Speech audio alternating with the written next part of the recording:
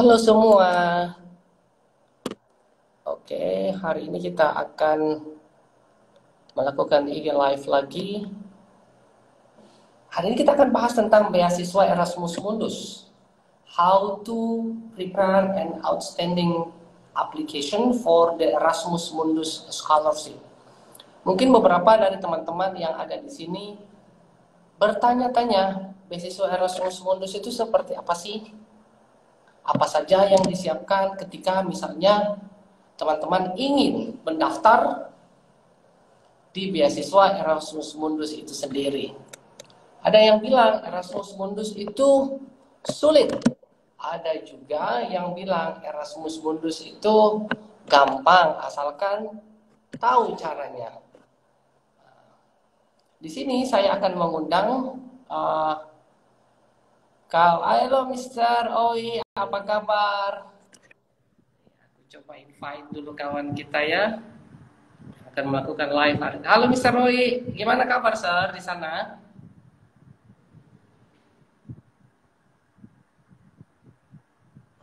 Bentar, aku coba invite. Freedom, wow, invitation.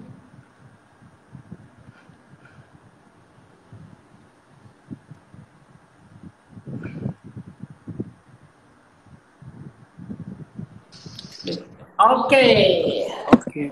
Hello, brother Arido. Hai, Sir. Kita ketemu di udara ya. Iya, Sir. Sehat, Aku Sir? sehat. Ucapkan terima kasih banyak. Di sela-sela kesibukanmu ini masih sempat datang dan berbagi bersama kita dan teman-teman English Studio dan non English Studio juga. Makasih, Sir. Yang pertama, yang kedua aku ucapkan congratulations. Kemarin kan aku teks, ini aku ucapkan langsung ke dirimu. Congratulations, Erasmus Mundus, very awesome, you know. Iya, Sir. Makasih banyak, Sir. Ya, Sir. Iya. Diperkenalkan dulu deh, Mr. Rido ini siapa dan bagaimana caranya Mr. Rido ini memenangkan Erasmus Mundus. Kalau bisa itu program Erasmus Mundus yang dimenangkan itu apa namanya, Sir? Silakan. Oke. Halo semuanya, kenalin, saya Rido Gurning, asal dari Pematang Siantar, Sumatera Utara. Dulu student di English Studio, tapi online. Nah, sebelumnya ngikutin English Studio, ya kira-kira 2 bulan ya, Sir, kalau nggak salah ya. 2 bulanan lah dulu. 2 bulanan. Setelah itu, setelah IELTS baru apply ke Erasmus Mundus. Dan ternyata puji Tuhan diterima di 2 program tahun ini, yang dimana program pertama itu namanya ECT Plus, itu Environmental Contamination Toxicology, yang dia tuh nantinya akan kuliah di Norway, di Prancis, sama saya lupa tuh. Sama satu lagi di Portugal, kayak gitu. Dan yang kedua, Assess Plus ini yang akhir saya pilih karena dia ya relate sama jurusan saya sebelumnya. Ini Aquaculture Environment Society. Dia kuliah di 4 negara. Yang pertama itu di United Kingdom, Skotlandia, kemudian di Yunani, Perancis, dan akhirnya di Belanda, kayak gitu. Oh, Mr. Rido, saya mendengarkan tadi Mr. Rido bilang nanti akan kuliah di beberapa negara. Iya. Beberapa negara di Eropa. Yang jadi pertanyaan saya, apakah semua mata pelajarannya nanti bahasa pengantarnya menggunakan bahasa Inggris atau menggunakan bahasa-bahasa Eropa lainnya? Oke. Kayak di Yunani. Iya. Untuk pertanyaan itu, Sir, sebenarnya overall bahasa Inggris, karena kan di general requirements-nya dia minta IELTS kan atau TOEFL. Sebenarnya kalau aku lihat ya lebih kebanyakan minta IELTS sih. Walaupun ada TOEFL, tapi TOEFL IBT bukan yang paper ya, kayak gitu kan. Cuman di beberapa negara ada optional mengharuskan untuk belajar, misalnya di course aku yang sekarang yang aku udah terima dan akhirnya akan berangkat nanti, dia di Perancis harus ada les tambahan gitu untuk bahasa Perancis. Karena kan kita tahu karena kan Perancis tuh kalau Inggrisnya nggak terlalu seperti Eropa lainnya. Mungkin karena ada history yang dulu gitu kan berlaku kayak gitu kan. Makanya opsional sih sebenarnya. Walaupun nanti di perkuliahannya atau di kelasnya overall bahasa Inggris kayak gitu. Kita dituntut untuk bahasa Perancis atau sedangnya untuk tahu sehari-hari gitu biar bisa aja kayak interaksi dengan lokal community-nya ataupun misalnya mau shopping ataupun ngapain kayak gitu biar bisa aja. Dan juga di Yunani juga ada sih kelas tambahan untuk bahasa Yunani kayak gitu. Tapi kalau nggak salah Yunani bisa untuk English juga untuk sehari-harinya kayak gitu. Jadi tergantung program juga gitu. Oke. Mr. Rido, dari beberapa beasiswa yang aku mau tanyakan secara langsung ke Mr. Rido, kenapa harus Erasmus Mundus? Oke. Ya. Jadi, untuk teman-teman juga, kenapa sih milih Erasmus gitu kan? Kenapa nggak kayak beasiswa lainnya dari pemerintah Indonesia sendiri, kayak LPDP, atau terus kayak Chevening, AAS, TUNET, dan sebagainya kayak gitu kan? Dulu awalnya pengen daftar ke semua beasiswa gitu kan. Cuman aku lama-lama mikirnya, lama-lama ngelihatnya, bahwa si Erasmus inilah yang yang aku bilang udah komplit banget, dimana kita nggak mengharuskan daftar atau apply ke unipnya dulu atau beasiswanya dulu, tapi udah include kayak gitu. Jadi kayak kita apply ke namanya program, yang dimana program ini dibawahi oleh beberapa unip-unip atau konsorsium kayak gitu, yang nantinya apabila kita menjadi outstanding applicant, kita direkomendasikan untuk ke beasiswanya kayak gitu. Dan juga flashback tahun 2018, aku juga awalnya mengenal Erasmus ini dari pameran pendidikan di Jakarta, Balekartini, IHEF, kalau ada yang tahu ya, European Higher Education Fair. Di situ pertamanya awal datang kayak, wah banyak banget tuh kan dari, khususnya memang oriented Eropa gitu kan, untuk unip-unip Eropa kayak gitu. Dan awalnya lihat ini Erasmus Union, ada booth-nya gitu kan, penasaran kan, terus ternyata mereka dari alumni-alumninya kayak, oh ternyata gini-gini. Awalnya masih bingung sih, ini gimana sih programnya, katanya nggak usah apply unip, langsung dapat beasiswanya gitu. Awalnya sampai sebelumnya juga masih sempat bingung kayak gitu, nanti gimana ya dapat gini ya. Ternyata udah komplit banget, nggak kayak ada seleksi, misalnya kayak dari LPDP kan ada seleksi tahap awal, misalnya administrasi, terus ada wawancara, terus kemudian ada LGD ataupun esai, ataupun ada tes-tes apa lainnya kayak gitu. Sedangkan Erasmus ini generalnya kebanyakan cuma tes administrasi aja. Kalaupun ada wawancara ataupun tes lainnya itu tergantung program. Kayak untuk program aku tes generalnya itu yang administrasi, kemudian ada wawancara kayak gitu. Dan itu wawancaranya nggak seribet dan nggak menakutkan dari wawancara beasiswa lainnya. Bahkan enjoy banget, bener-bener kayak kita ngobrol-ngobrol santai doang kayak gitu. Jadi itu sih kenapa milih Erasmus kayak gitu. Dan juga karena aku lebih prefer ke Eropa sih untuk studinya kayak gitu. Misal berbicara tentang administrasi dan proses interview, apakah semua dilakukan online? Ataukah misalnya pada saat interview, Mister datang ke Jakarta atau kemana untuk melakukan interview, atau semua dilakukan via online? Itu gimana? Oke. Administrasi, interview dan sebagainya semuanya online. Paling IELTS doang sih yang offline. IELTS ya, maksudnya IELTS kan beda dengan untuk si ini kan beasiswanya dan unip gitu kan. Jadi gitu. Jadi kalau misalnya untuk melengkapi berkas-berkas itu, jadi kita cuman scan terus ngirim dari aplikasi merekanya ataupun via email kayak gitu. Dan juga untuk interviewnya untuk pemberitahuan untuk mengikuti interview dikirimkan dari email juga. Di situ ntar kita bakal dibilang akan ada interview melalui Microsoft Teams kayak gitu. Bukan pakai Google Zoom ataupun lainnya, tapi Microsoft Teams kayak gitu. Yang dimana juga hasilnya juga dikirimkan secara online juga. Jadi semua dari awal sampai akhir online kayak gitu. Itu sih. Apalagi karena mungkin ya pandemi ini, tapi overall online semua kayak gitu. Oke. Kita berbicara tentang salah satu persyaratan adalah dengan menulis esai seperti itu. Iya, sir. Okay. Saya banyak dikirimkan esai dari teman-teman untuk minta bantuan merevisi. Aku lihat esainya bagus-bagus sekali. Hanya saja beberapa teman itu sampai sekarang belum juga lulus Erasmus Mundus dan membuat mereka memikirkan sepertinya jodoh saya tidak di Erasmus Mundus. Pertanyaan saya adalah, apakah setelah kita ditolak atau aplikasi kita tidak diterima, apakah kedepannya kita masih ada kans untuk bisa lolos di beasiswa Erasmus Mundus ini? Kalau saya nggak salah, tahun 2021 atau angkatannya Mr. Rido itu cuma ada 170 ya? Berapa sih peserta?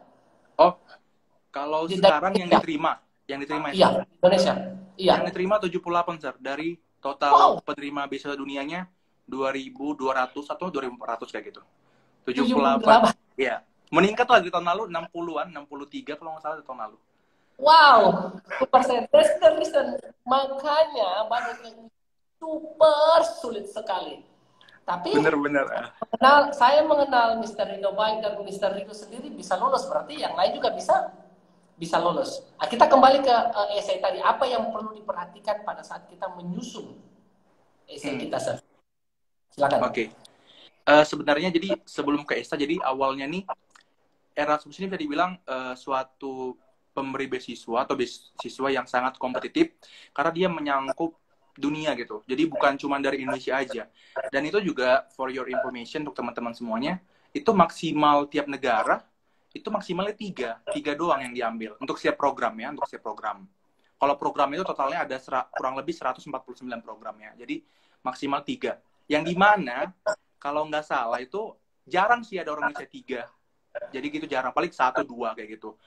Tahun ini ada 3, jadi kayak amazing sih dapat ada satu program dapat Indonesia 3 kayak gitu. Sedangkan saya sendiri untuk program saya sendiri orang Indonesia, jadi kayak wah ini kayak gitu. Dan saya sendiri orang Indonesia tahun ini dan orang Indonesia kedua untuk program saya menyeluruhnya kayak gitu.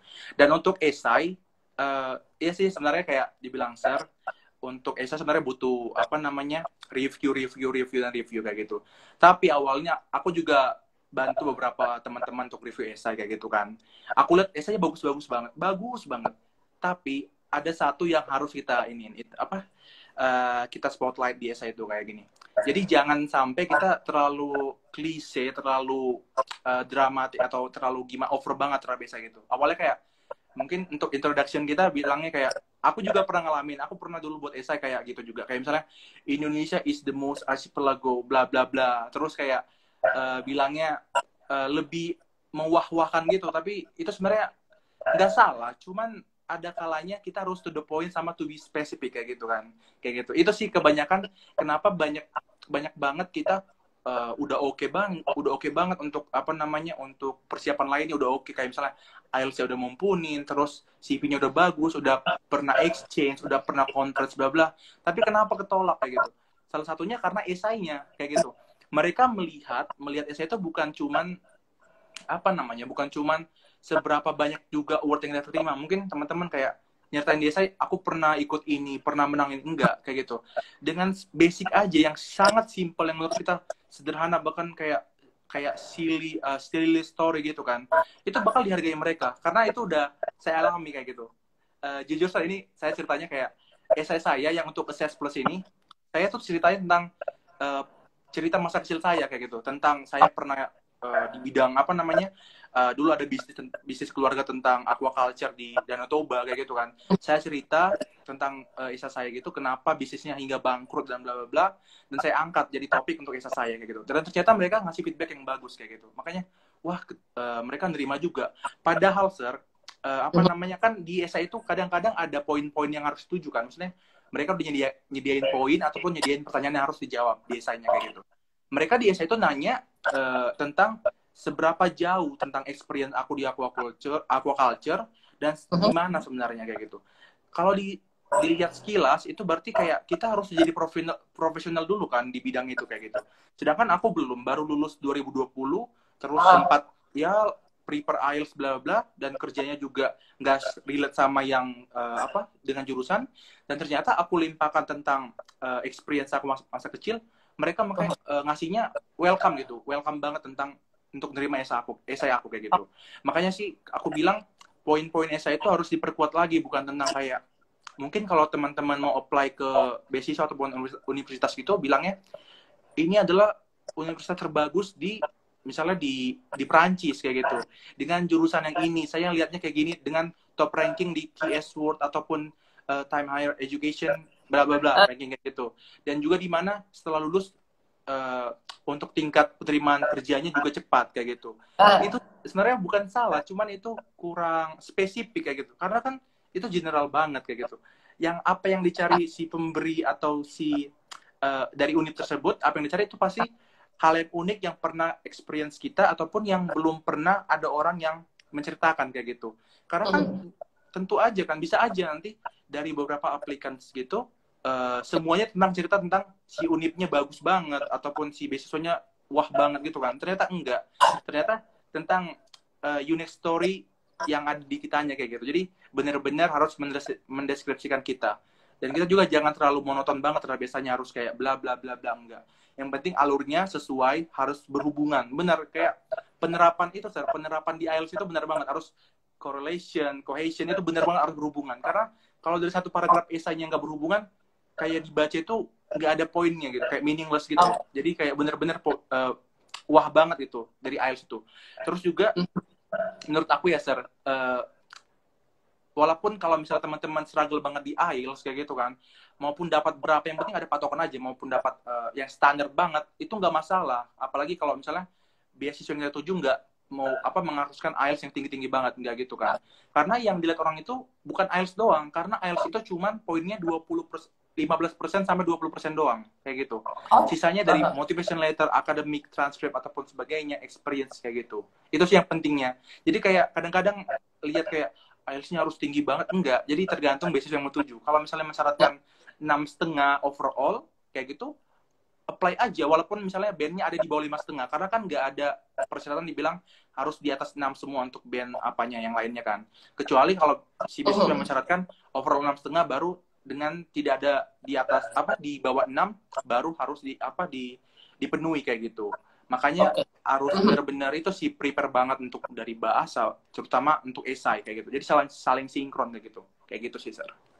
Sir, memang itu dari esai-esai yang masuk ke saya, yang saya review itu memang kebanyakan terakhirnya, di awalnya dia semacam kayak template begitu. Indonesia is the big country. Kemudian di bawahnya paragraf-paragraf terakhir dia bilang saya memilih kampus ini karena dia terbaik dan aku akan kembali mengabdikan. Jadi terkesan kayak template. Yes, jadi misalnya kita sebagai penyeleksi beasiswa kan akan lihat loh kok beasiswa A, B, dan C peserta yang melamar ini mempunyai closing statement yang sama, jadi otomatis tidak membuat dia crowd outstanding. Right? Oke, so berapa lama yang dibutuhkan untuk mempersiapkan essay Erasmus Mundus ini? Mister berapa kali revisi, apa yang dibutuhkan dan sebagainya. Karena itu yang paling banyak masukan dari saya. Jadi untuk esai itu sebenarnya tergantung pribadi tiap orang sih, Sir. Aku juga menyelesaikan buat esai sambil kerja juga kan. Jadi esai aku tuh buat malam-malam, tiap malam gitu kan, tiap malam luangin waktu buat esai. Awalnya kalau memang benar-benar kita belum biar ada patokan dulu, ya nggak apa-apa buat bahasa Indonesia dulu, biar ada patokan gitu kan, poin-poinnya biar dapat gitu kayak gitu. Baru di bahasa Inggris kan kayak gitu. Dan juga sebenarnya untuk esai ini beragam sih, Sir, berapa kayak misalnya jumlah katanya berapa yang diminta kayak gitu. Kalau untuk esai aku yang untuk SES Plus ini, aku diminta esainya 2 kayak gitu. Jadi kayak ada esai di bawah 350 kata dan ada esai yang mengharuskan di atas 350 kata. Jadi itu harus benar-benar kayak gitu. Dan kalau boleh sih ada patok, kalau misalnya si pemberi si programnya bilang esainya nggak ada jumlah kata, usahakan sebaik mungkin sih, tapi jangan selalu berlebihan. Intinya kalau misalnya nggak ada syarat gitu, ya paling maksimal 2 lembar lah kayak gitu, 2 lembar esai lah cukup kayak gitu. Kalau misalnya ada minimum kata 350, standarnya sih kebanyakan 350 kata ya kayak gitu kan. Itu harus dilakukan, jangan lebih jangan kurang, tergantung dari standarnya kayak gitu. Intinya untuk esai itu perbanyak kayak baca referensi kayak gitu kan. Kadang biar dapat poin intinya kayak gitu. Apa sih tujuan mau apply jurusan atau program ini kayak gitu. Kemarin juga aku sempat menghubungkan dengan apa namanya dengan nilai untuk bagian perikanan di Indonesia, kayak misalnya dengan adanya aku mengikuti program ini aku berharap bisa meningkatkan bla bla bla dari bla bla bla kayak gitu. Awalnya kayak misalnya di awal paragrafnya aku bilang sekian persen tentang nilai ini. Terus dengan adanya ini aku berharap bisa menaikkan sekian persen kayak gitu. Jadi kayak ada poin yang patokannya, jangan cuman di awalnya ada persenan tapi di akhir kosong gitu kayak. Jadi guna si poin di awal itu apa gitu, persenan itu apa gitu. Jadi harus ada hubungan antara di awal paragraf dengan akhirnya kayak gitu. Kayak gitu sih untuk esainya, Sir. Oke. Oh, berarti memang perlu ada small research dan memang perlu ada koherensi antara paragraf pertama dan paragraf selanjutnya ya. Jadi tidak hanya memberikan, oh aku hebat di sini, ini yang aku akan berikan. Kalau dia tidak punya small research yang berhubungan dengan jurusannya, tidak akan main juga. Aku sempat tadi mendengarkan Mr. Rido bilang, saya pun selesai kuliah tidak ada pengalaman di bidang itu dan juga bisa diterima ya. Memang power ada di essay itu. Nah, pertanyaan saya adalah seperti ini, San. Ketika Mister ketemu dengan orang-orang yang Mister tahu sama-sama melakukan proses persiapan beasiswa, apakah Mister saling komunikasi atau saling kontak atau Mister punya semacam kayak komunitas atau seperti apa? Yang bisa kan seperti ini. Terkadang kita itu ingin apply beasiswa, tapi semangat kita kadang turun, kadang naik, kadang turun. Apa yang Mister Rido lakukan sehingga Mister Rido bisa stay terus sampai Mister bisa lolos mendapatkan Erasmus Mundus ini? Silakan, San. Oke. Jadi sebenarnya yang pertama harus itu, Sister, harus ada niat di awal yang benar-benar kuat. Karena kalau nggak ada niat di awal yang kuat itu, pasti ujung-ujungnya nanti di pertengahan atau di akhir bisa kandas kayak gitu. Dan gimana cara biar niat tetap stable naiknya terus kayak gitu? Ya dengan misalnya teman-teman bisa ngikutin pameran pendidikan internasional, kemudian ikutin seminar-seminar. Kalau experience saya udah berapa banyak kali ngikutin kayak misalnya kelas khusus persiapan ini kayak gitu, walaupun berbayar, misalnya berbayar dapat satu kelas 50.000 atau berapa, yang penting ada wajib ya. Gitu. Iya, wajib, itu namanya saya gini, bukan soal uang yang dikeluarkan sih, oke lah mungkin masih tanggungan orang tua juga, tapi kan sisihkan uang jajan juga sambil itu namanya investasi untuk pendidikan kayak gitu. Kan kita tujuan kita kan bakal juga dapat yang baik juga kan nantinya, jadi kayak bakal tergantikan dan terbayar kayak gitu.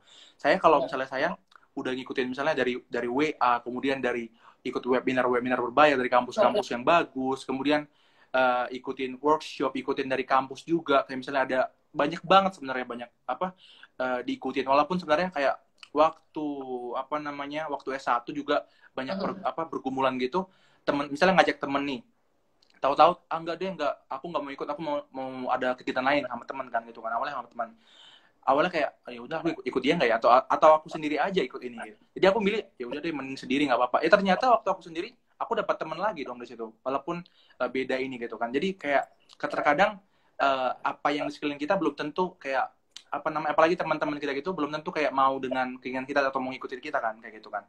Intinya cari aja sih yang yang lingkungan yang bisa mendukung kayak gitu. Karena kan mau baik dari grup-grup beasiswa kayak gitu. Aku juga ikut kayak ada grup PPI Dunia gitu kan. Awalnya kayak nggak sempat ngedaftar karena telat. Terus tiba-tiba mereka perpanjang lagi gitu. Jadi aku ikut ke grup PPI Dunia gitu. Setiap bulan pasti ada selalu pembicara yang bagus dari PPI Dunia yang menyediakan kayak gitu. Jadi dan itu free banget, free. Jadi ada seminar ini, ada walaupun dari WA kayak mereka voice note terus ngisain gimana perjuangan dapat ini kayak gagalnya berapa banyak ataupun ini gitu. Jadi aku tetap stabil walaupun kadang-kadang ada aja kayak aduh capek banget ternyata ya. Maksudnya kalau dilihat dari flashback itu capek sebenarnya, capek kayak gitu. Ini capeknya itu bukan kayak itu sih, bukan kayak memang tidak ada dari kita ya. Cuman kayak kadang kan kayak omongan orang kayak misalnya dari keluarga sendiri kayak udahlah nggak usah lah gini-gini nanti kalau gini-gini gitu. Terus misalnya nanti gimana gini-gini gitu loh. Kebanyakan bla bla. Kadang kita kan ya gimana ya. Jadi biar tetap bisa ongoing si proses kita mau untuk dapat beasiswa ya benar-benar kita harus kuat mental sih, aku bilang kayak gitu. Karena kan dengan kuat mental itu pasti apa namanya, masukan atau kritikan-kritikan yang kurang, yang apa namanya, yang kurang membangun, itu bisa kita handle. Jadi nggak pasang surut itu kita, motivasi kita untuk apply. Intinya diingat aja, investasi, jadi pendidikan gitu kan, maksudnya bukan banyaknya biaya atau tenaga yang kita keluarkan waktu lagi ongoing prosesnya gitu, tapi dilihat berapa value yang akan kita dapatkan, bukan dari segi materi aja ya. Oke, of course, dari segi misalnya jumlah besaran itu kan juga penting ya, bisa dilihat ya, juga penting. Tapi tentang value yang lain, misalnya culture experience yang kita dapat nanti gimana, terus kayak misalnya tentang education yang di sana gimana, tentang pokoknya networking yang worldwide-nya itu gimana gitu. Jadi intinya aku ingat sih, misalnya apalagi untuk teman-teman yang misalnya apa namanya, semangatnya lagi pasang surut kayak gitu, ingat aja investasi kita di depan itu gimana. Pasti selama kita masih ya melakukan sesuai dengan dengan usaha terbaik kita, pasti akan ya semesta akan mendukung kayak gitu. Intinya kayak gitu sih, kayak gitu. Saya masih ingat waktu Mr. Rido hadir di kelas IELTS kita di 63 hari. Itu 63 hari panjang. Beberapa orang yang bilang 63 hari. Tapi untuk butuh konsisten mengirimkan essay, mengirimkan tugas selama 63 hari itu sangat menantang loh. Nggak semua ada yang bisa tepat. Kecuali dirimu tuh. Dari hari pertama, day pertama sampai hari terakhir. Dan itu pun nanti sampai lanjut di setelahnya itu kita masih komunikasi. Yang aku senang adalah konsistensinya. Karena kalau kita enggak konsisten nggak bisa. Tapi tidak hanya konsisten juga, konsisten needs commitment. Sedangkan komitmen sendiri itu butuh konsistensi. Nah, ini nih. Ya kadang kalau memang kita aduh kayaknya memang saya nggak ada jodoh deh untuk beasiswa, saya daftar kerja aja deh. Nah, kadang itu kan yang membuat kadang kita sedikit berbalik arah dan sebagainya. So, di antara proses Erasmus Mundus ini, tantangan yang terbesar apa sih? Oke, sebenarnya tantangan terbesarnya awalnya dari scroll di websitenya atau gimana sih informasi awalnya, atau pada saat menulis? Menurut aku, Sir, tantangan terbesar sebelum mau apply beasiswa Erasmus ataupun beasiswa lainnya ya di bahasa, bukan masalah itu gitu. Bahasa yang tantangan terbesar kayak gitu. Apalagi kalau bahasanya itu misalnya bahasa Inggris itu sebagai bahasa second language, atau bahkan bisa bilang bahasa ketiga kita gitu kan. Bisa dibilang misalnya bahasa pertama kita bahasa daerah, terus Indonesia, kemudian Inggris ataupun yang lainnya kayak gitu. Itu sih tantangan terbesarnya, karena kalau dari aku juga memang sih bukannya, maksudnya untuk standar English SMA misalnya masih ngerti lagi nih. Tapi waktu udah IELTS bener-bener akademik banget itu ya. Apalagi yang ngambil akademik ya kayak gitu. Bener-bener. Aku juga sebelum sebelum masuk ke poin untuk tantangan untuk apply-nya juga, aku juga dulu struggle banget dengan IELTS sampai udah beberapa kali les IELTS tapi belum maksimal kayak gitu. Terus juga sebelum itu sih, sebelum dapat English Studio, Sir, ini to be honest, aku riset gitu, Sir. Kayak riset ini, aduh, aku udah pusing nih, udah les IELTS ini belum dapat riset, terus kayak nggak yakin mau apply, maksudnya mau daftar ke tempat les yang mana lagi gitu kan. Udah semua dicobain juga, udah banyak juga, terus dapat English Studio. Awalnya kayak baca testingnya, oh ini bagus, banyak banget nih yang ini studentnya yang jadi alumni, maksudnya student alumni English Studio yang masuk ke univ-univ luar negeri yang bagus-bagus kayak gitu kan. Awalnya gitu. Jadi motivasi juga.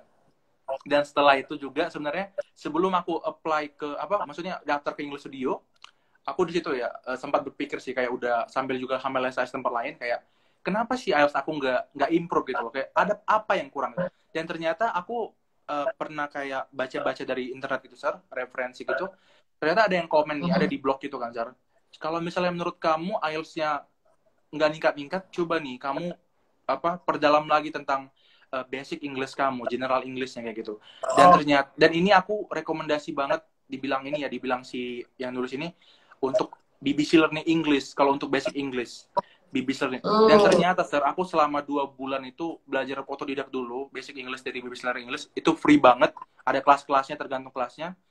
Iya memang sih, di akhir aku nggak ngambil kelas yang advance-nya, makanya mungkin agak sedikit kurang. Tapi karena itu sih, karena bulan 6 kemarin awalnya, biar langsung ke English Studio gitu, langsung IELTS saja kayak gitu. Karena udah jujur 2 bulan sambil lockdown juga kan, waktu aku di Bandung kemarin, bosan kan kayak gitu kan.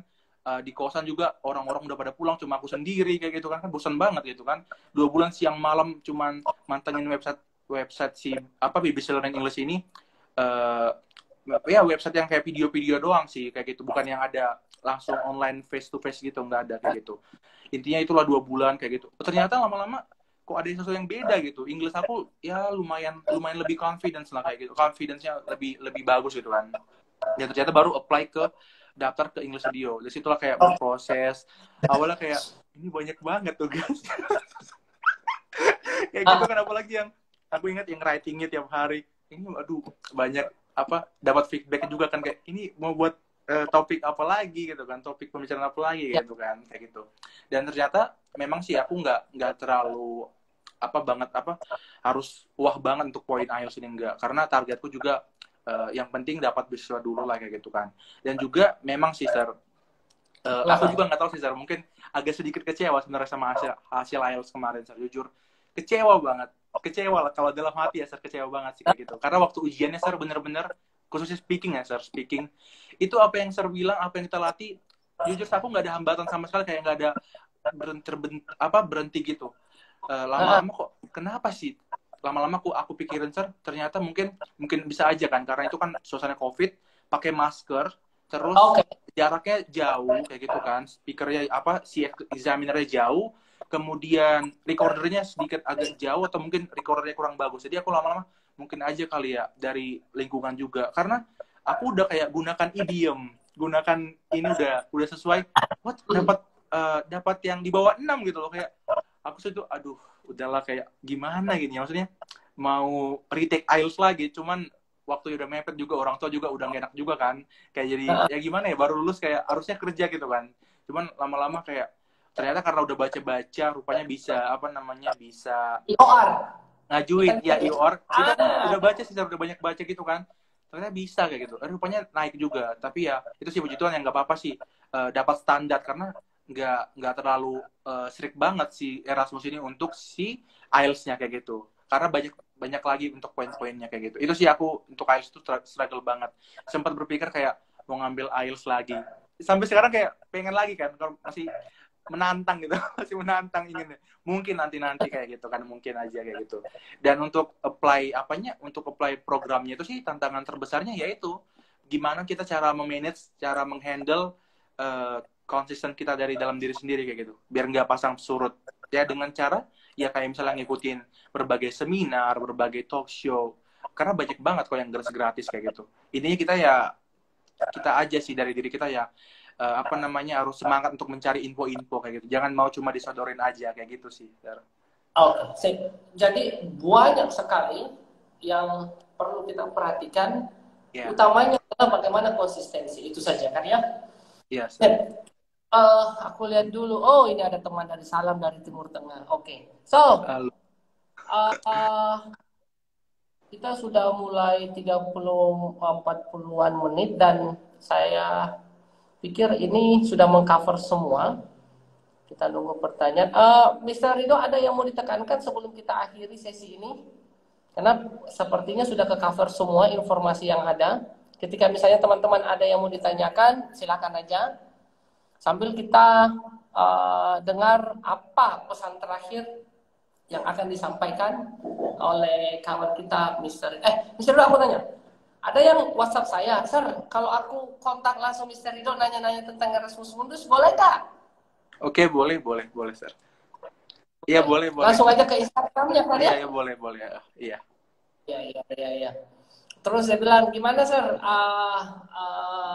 Bisa nggak nanti kalau misalnya Mr. Rido ini kita undang di aktivitas Zoom kita, khusus untuk membedah 1-2 esai yang kami sudah buat, sehingga kami tahu standar apa saja yang perlu ditekankan, sehingga esai kami itu mirip dengan SMI Satu, sehingga nanti chance untuk diterima itu sangat besar. Itu bisa ya, Sir ya? Iya, Sir. Boleh, boleh. Boleh. So, pesan terakhir untuk sesi kita ini sebelum paling kita... itu sih, Sir. Sebelum aku ngasih pesan, kayak aku mau ngasih satu experience aku untuk program aku yang dimana ada wawancaranya kayak gitu kan. Kan wawancara pada umumnya kan kayak bisa dibilang itu kayak 50-50 gitu loh. Kamu udah lolos seleksi administrasi, udah dibilang ya 50-50% lah. Tahu-tahu di wawancara jelek, itu bisa gagal atau gimana kan kayak gitu. Kan gitu. kebanyakan gitu, Sir, kebanyakan. Karena kalau dari program aku awalnya kan administrasi, yang dimana nilai administrasi lebih dari 70% poinnya, itu otomatis masuk wawancara. Setelah wawancara, jadi nilainya dibagi-bagi. Dari nilai administrasi jadi 50%, dari wawancara 50% kayak gitu. Nah, aku mau bilang cerita tentang experience aku wawancara. Awalnya kayak senang dapat panggilan wawancara kayak gitu kan. Senang banget malah kayak senang lah kayak gitu. Waktu wawancara, udah persiapan juga, udah baca-baca, udah coba searching tanya tanya-tanya orang juga, award dari sebelumnya juga tanya-tanya gitu. Dan wawancara kayak awalnya berjalan dengan bagus. Di awal-awal kayak perkenalan. Tahu-tahu setelah perkenalan aku kayak agak belibet gitu, Sir, belibet dikit karena nervous terus nervous kayak gitu kan. Terus aku berhenti sebentar, terus aku bilang sama itunya kan, satu profesor dari Yunani, satu lagi dosen senior dari Belanda kayak gitu kan, dua orang. Aku bilang, I'm really sorry, I'm very nervous, I hope it's okay. Terus aku kirain bakal kayak mereka kayak bakal kayak yang lain-lain gitu kan. Ternyata mereka kayak it's okay, take your time kayak gitu. Makanya wah, kok feedbacknya positif banget kayak gitu kan. Dibilang malah kayak gitu. Ternyata aku tenangin diri dulu bentar. Setelah itu benar-benar gimana ya, pertama kali wawancara untuk internasional, untuk apply university kan kayak gitu kan. Jadi ya udah, aku setelah itu aku coba ngikutin wawancaranya dengan ini, ngasih jawaban terbaik, nggak ngasih jawaban-jawaban yang nggak jelas itu, yang ada poin-poinnya. Karena pas wawancara pertanyaan simpel sih, wawancara juga sekitar 15 menit sampai 20 menit. Pertanyaan simpel kayak kenapa mau apply ke program itu. Kemudian ada dua pertanyaan sih, yang satunya yang pertanyaan yang general aku bilang, satu lagi yang lebih ke teknis. Yang general ini pertanyaan kedua yang dimana kayak nanyanya, kamu itu orangnya seperti apa sih kayak gitu. Kan terkadang orang kebanyakan wawancara bilangnya aku orangnya rajin, orangnya bla bla gitu, tapi nggak ada contohnya, nggak ada. Jadi kayak itu kayak make nonsense gitu, kayak omong kosong kayak gitu kan. Nah di situ aku jawabnya kayak, aku bilang aku orangnya tipe pekerja keras. Aku ceritain misalnya waktu aku kuliah bla bla bla, aku pernah gini bla bla bla, dan hasilnya gini kayak gitu. Ternyata mereka kasih feedback yang positif juga. Dan pertanyaan yang pamungkasnya ini itu sih kayak lebih ke teknis, kayak pengaplikasian penggunaan pengaplikasian software statistik ataupun apa yang digunakan waktu kuliah gitu. Jadi aku bilang gini, aku jelasin. Untung aja aku udah persiapin. Mungkin kalau misalnya nggak ada baca-baca ataupun nggak ada baca-baca tentang apa kita skripsi sebelumnya juga, mungkin belum tentu bisa jawab kayak gitu. Karena aku bilang total dari akhir yang diterima itu ya untuk program, untuk menerima setiap program itu sekitar 15 sampai 20 orang kayak gitu dari setiap negara kayak gitu. Itu sih aku bilang untuk wawancara yang penting be humble lah kayak gitu. Anggap aja kita kan bukan siapa-siapa nih kan, kayak mau mendapatkan suatu yang wah, tapi kita kan bukan siapa, jadi harus be humble, terus jujur, sama tetap senyum, berikan yang terbaik gitu. Jangan kita kayak arogan bilang aku banyak award yang aku terima gini-gini, aku pernah pengalaman yang wah banget kayak gitu loh. Jangan, tapi yang penting jadi yang sederhana aja kayak gitu sih. Itu sih yang benar-benar ya bakal ngebantu lah untuk lulus kayak gitu. Kayak gitu, Sir. Mister Rido, ada pertanyaan nih, apakah beasiswa diberikan di awal untuk membiayai persiapan pemberangkatan ke universitas tujuan? Apakah beasiswanya diberi di awal sebelum pemberangkatan? Nah, itu sih uniknya si Erasmus ini juga. Jadi sebenarnya karena dia base-nya di Eropa kan, European Union gitu. Jadi otomatis di awal kita ya kalau nggak mau kita harus juga ada nabung untuk nyiapin keberangkatan juga kayak gitu.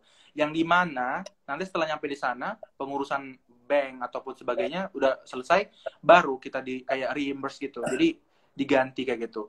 Karena kan lumayan juga kalau misalnya dilihat apa namanya digantinya lumayan. Jadi kita datang ke sana langsung dikasih 1.000 euro untuk namanya installation cost. Kemudian langsung dikasih kayak langsung biaya travel cost kita misalnya yang udah kita keluarkan ataupun nantinya kita pakai sekitar 3.000 jadi total 4.000 euro sekali datang. Plus juga sama 1.000 living allowance-nya kayak gitu. Jadi sekitar 5.000-an lah kayak gitu. Kalau untuk masalah apa namanya tuition fee-nya udah dibayarkan langsung ke si program atau universitasnya kayak gitu. Jadi kita tinggal nunggu 1.000 per bulan, terus tahun keduanya dapat lagi 3.000 untuk travel cost kayak gitu. Jadi aku bilang cukup itu sih.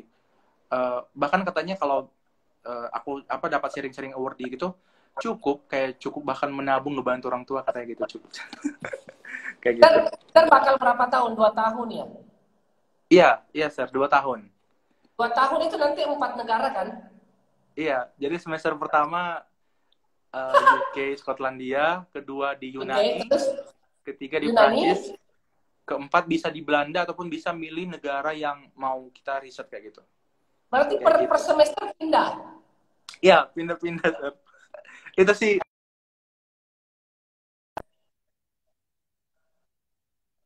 banget lah untuk kita kayak gitu. Tiap 4 bulan pindah Itu sih. kampus. Iya. Keren. Iya, Sir. Itu Sir. Itu waktu kita sudah mau jam 4, kita perlu mengakhiri ini. Saya ucapkan terima kasih banyak, Mr. Rido ya. Makasih. Oke, Sir. Oh, nanti teman-teman ini ada pertanyaan satu, tapi nanti bisa langsung ke Mr. Rido aja ya. Oh, ini ada itu satunya, Sir. Ya. Ini. Apakah pelamar beasiswa yang sudah mendapatkan gelar S2 masih diperbolehkan ikut? Nah, ini unik banget, Sir, Erasmusnya. Anak-anak udah S2 sebelumnya bisa apply ke Erasmus, Sir. Jadi kayak, aduh, aku misalnya mikirnya, wah bisa ya. Jadi udah S2 dari mana aja bisa apply lagi, Sir, ke sini gitu. Makanya makin banyak gelarnya gitu. Iya, gitu iya. sih, Sir. Bisa. Karena yang kebanyakan teman-teman aku gitu, yang udah dari teman-teman yang dari luar, negara-negara lain, udah ada title S2-nya. Apply ke Erasmus bisa, enggak? Ternyata kayak gitu. Jadi bisa untuk Laimina 15 bisa silakan apply saja. Ini terbuka untuk umum. Kalau persyaratan umur? Persyaratan umur sih kayaknya nggak terlalu strict banget sih, Sir. Soalnya mereka nggak ada soalnya ada di itunya, mereka nggak bakal ngelihat dari background, nggak bakal dari gender, nggak bakal dari religion ataupun umur, nggak ada kayak gitu, Sir. Jadi bener-bener ya nggak ada kayak strict kayak gitu, strict rules kayak gitu, Sir. Jadi nggak masalah, coba aja. Ya, Teman-teman coba aja. yang ingin bertanya lebih detail lagi, langsung aja ke ke Instagramnya Mr. Rido atau bisa ke website Erasmus Mundus ya. Itu dulu, makasih banyak Mr. Rido, sehat-sehat selalu di sana dan semoga dimudahkan. Kita bisa ketemu lagi di sesi sharing yang akan datang ya, Mister. Makasih, Mister. Salam buat orang rumah. Oke, makasih, Sir. Oke.